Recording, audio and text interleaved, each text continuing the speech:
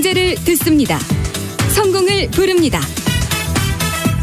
KBS 1라디오 성공예감 김반희입니다. 방송 시작하면서 지난 11일 광주광역시 화정동 아이파크 공사 현장 사고 전해드렸죠. 작업자 1명이 지금 병원 치료 중이고 실종자 6명 생사는 아직 확인되지 않고 있습니다. 지금 이 순간까지 확인되지 않고 있다는 안타까운 소식인데요. 문제는 이 아파트 시공사가 HDC 현대산업개발이라는 겁니다. 지난해 6월 17명 사상자를 낸 광주 학동 재개발 철거 사고의 시공사죠. 불과 7개월 만에 대형 사고가 반복된 겁니다. 광주 모든 현장에서 공사 중지 명령이 떨어졌고 경찰은 하도급 업체를 압수수색했습니다. 어제 주가가 19%가량 떨어졌는데 오늘은 또 4% 이상 빠지고 있습니다. 피해가 한둘이 아닌데 법률사무소 기린 건설분쟁 전문 최은영 변호사와 함께 이 사고와 관련된 주요 쟁점들을 좀 정리해 보겠습니다. 최 변호사님 안녕하세요. 네, 안녕하세요. 최은영 변호사입니다. 반갑습니다. 그 16개 층이 동시에 이렇게 종이장 찢어지듯이 너덜너덜하게 무너진 게 참 영상으로 봐도 섬뜩하던데 네. 뭐 어떻게 보세요? 그 지금까지 사고 원인은 뭐라고 주장하고 있습니까? 네, 지금 이 골조 공사, 지금 철근 콘크리트 공사에 문제가 있었다라고 전문가분들께서 많이 보고 계시더라고요. 그래서 조금만 구체적으로 설명을 드리면. 예. 이 철근 콘크리트 공사는 이 아파트를 이제 지탱해주는 중심 기둥인 것이죠. 그래서 골조를 작업을 하고, 그러니까 철골 작업을 하고, 그 주변에 커다란 거푸집을 설치를 해서 콘크리트를 그 안에 붓게 됩니다. 근데 이 콘크리트는 이제 콘크리트 가루랑 물을 섞어서 이 반죽을 붓고요. 그리고 이것을 이제 충분히 말리게 되면 굉장히 단단한 콘크리트 벽이 되는 것이거든요. 그렇겠죠. 그런데 이 콘크리트가 이제 요즘 겨울이다 보니까 이 물과 섞여 있는 이 반죽이 이 따뜻한 온도를 유지하고 그다음에 충분한 기간을 둬야 이게 제대로 마를 수가 있거든요. 이것을 양생 작업이라고 해요. 그런데 이 충분한 온도를 만들어주는 것, 이것도 돈이 많이 들어가는 부분이고요. 그리고 이 충분한 기간, 이 양생 기간을 확보하는 것도 역시 공사 현장에서는 이제 기간이 늘어나는 부분이기 때문에 돈과 직결되는 부분이거든요. 그래서 그런데 이 양생 작업이 제대로 안 되면 이 콘크리트랑 섞여 있던 이 물이 그냥 얼어버려요. 충분히 마르지를 못하고, 그러니까 반죽이 단단해지지를 못하고 얼어버려서 우리가 이제 진흙으로 만든 그릇도 이제 얼어버린 그릇을 안으로 가져오면 녹아버리고 형태가 무너지는 것처럼 단단하게 잘 굳은, 잘 말린 이 그릇은 뭐 어떻게 해도 안 깨지죠. 안으로 갖고 들어오고 뭐 우리 생활에 써도 안 깨지잖아요. 그런 것처럼 이 강도에 굉장히 차이가 많이 나게 되거든요. 그런데 이 지금 양생 작업이 제대로 충분한 기간과 온도로 이 충분히 이게 작업이 이루어지지 못한 것으로 보여요. 그래서 이제 약하게 만들어진 콘크리트 위에 그 위층을 또 쌓고 그 위층을 또 쌓고 하다 보니까 아래층에 있는 콘크리트는 이제 하중을 받게 되는 것이죠. 가뜩이나 약한데 강도가 나오지 않았는데 그 하중을 받고 있다가 위층에서 이제 충격이 가해지다 보니까 이 위층이 무너지면서 아래층의 약한 콘크리트들이 연쇄적으로 더더 무거운 하중들을 받다 보니까 와르르르 쏟아지는 그런 사태가 발생한 것으로 지금 보고 있습니다. 일단은 추정이고 이제 향후 경찰 수사에서 이 부분은 이제 더 자세히 밝혀져야 될 텐데 문제가 있는 게 우리 국민들이 충격을 받았던 건 이 사고 자체도 문제입니다만은 신축 아파트 외벽이 그냥 무너져 내린 것도 충격적인데 지난해 6월에도 이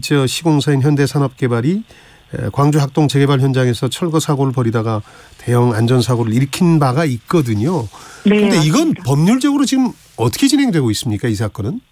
네, 당시 이제 광주 이제 해체공사 붕괴 사고는 당시 이제 9명이나 사망을 하시고 그다음에 8명이 부상을 입으셨거든요. 근데 그 사고도 대표적으로 이 철거 작업을 현대산업개발에서 하도급을 주고 그 하도사가 재하도급 하면서 중간에 있는 현산도 마찬가지고 중간에 있는 업체분들이 모두 이제 조금씩 이제 돈만 먹고 공사에 참여하지 않는 그런 상황이 발생을 하면서 이제 부실 시공으로 이어진 경우거든요.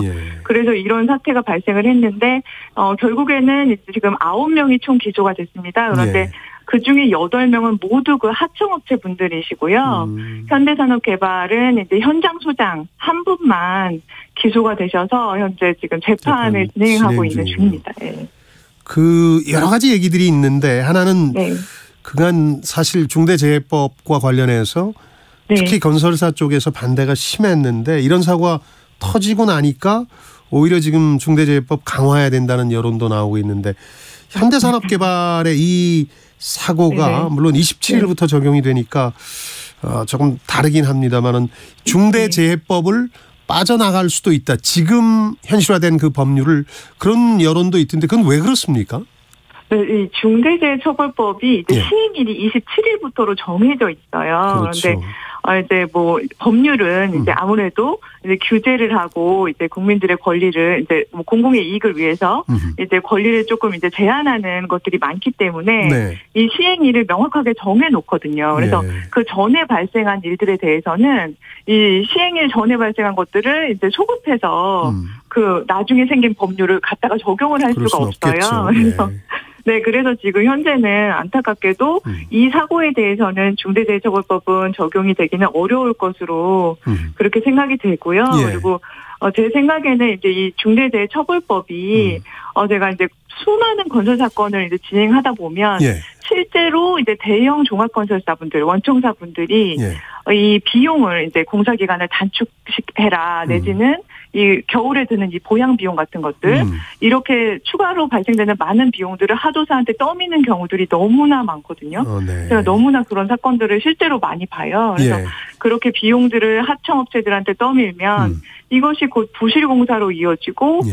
그것이 또 안전사고로 이어지고 결국에는 하청업체 부도 그리고 이제 그 피해는 고스란히 이 부실공사로 이 부실하게 시공된 이 건물을 사용하시는 발주자들에게까지 이어지게 되는 것이거든요. 그래서 그렇군요. 이 중대재해처벌법이 저는 이런 이 불공정 거래 계속해서 이제 비용만 떠밀고 책임을 전가하는 이런 예.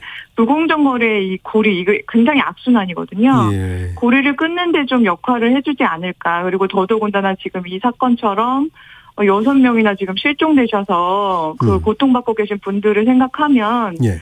더더욱 중대재해처벌법이 좀 필요한 상황이 아닌가 의미가 그러게요. 있지 않나라는 생각을 하고 있습니다. 아까 말씀해 주셨습니다만 27일부터 시행이 되니까 이 사건은 네. 적용이 안 되겠지만 네, 만약 맞습니다. 그런 시행 날짜와 상관이 없다고 가정한다면 네. 이 경우도 이제 하청업체가 책임을 하청업체에 물리게 되고 원청 그러니까 현대산업개발은 빠져나갈 방법이 있는 건가요?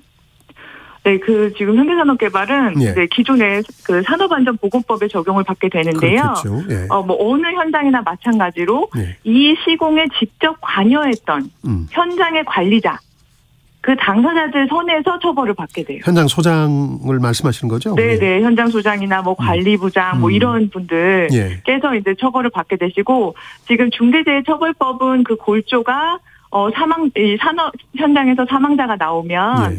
사망자가 1명 이상 나오면 또 이제 6개월 이상 부상을 입는 그런 예. 분들이 2명 이상 나오면 예. 사업주, 경영자도 처벌하겠다 이런 내용이거든요. 예. 그래서 이제 중대재해처벌법이 이제 많이 바뀌는 것이죠. 현재는 이제 당시 현장을 지휘 감독한 자까지밖에 이제 처벌을 못했는데, 네. 그 이제 경영자 단계까지 올라가는 그런 이제 법으로 개정이 된 것인데요. 예. 지금 상황은 이제 산업안전보건법에 적용을 그렇겠죠. 받아서 예. 네, 현장 관리자 수준에서 처벌이 이루어지지 않을까라고 생각하고 있습니다. 그러니까 7개월 전 지난해 6월 학동 재개발 철거 사고 같은 경우는 그 후에 건축물관리법이 개정됐죠. 일명 학동 참사 방지법이라고도 하는데 근데 이 네. 경우는 철거와 관련된 거니까 이 법 적용은 이런 사고에는 해당이 안 되는 거죠. 네, 그렇죠. 지금 이 광주 붕괴 사고 이후에 이런 이제 상황을 좀 방지해 보자라고 해가지고 예. 이제 어제 이제 국회를 통과한 법률이에요. 예. 이제 건축물관리법은 그래서 지금 이것은 이제 골조가 이제 해체를 할 때 이제 위험하게 해체를 해서 사고가 발생하는 경우가 이제 많기 때문에 네. 해체 계획서를 작성해서 제출을 해라. 그리고 이제 지방 건축위원회에서 심의도 받아라. 그리고 이제 주변에 이 버스 정류장과 같은 이제 위험 시설이 있는 경우에는 해체 공사에 관련해서 허가도 받아라 이렇게 좀 이 해체 공사 자체를 조금 안전하게 해보자라는 취지로 이제 개정이 된 것인데요. 근데 이 법률도 이제 이제서야 국회를 통과한 수준이라서 당 현장에는 지금 적용이 되는 법률은 아니라고 지금 생각이 되고 있습니다. 네. 뭐 이런 사고가 나다 보니까 당장 입주 예정일에 입주하는 게 불가능해 보이는데 그러면은 그렇죠. 이제 이사 준비하시던 분들은 실질적인 피해가 발생한 건데 보상 관계는 어떻게 됩니까?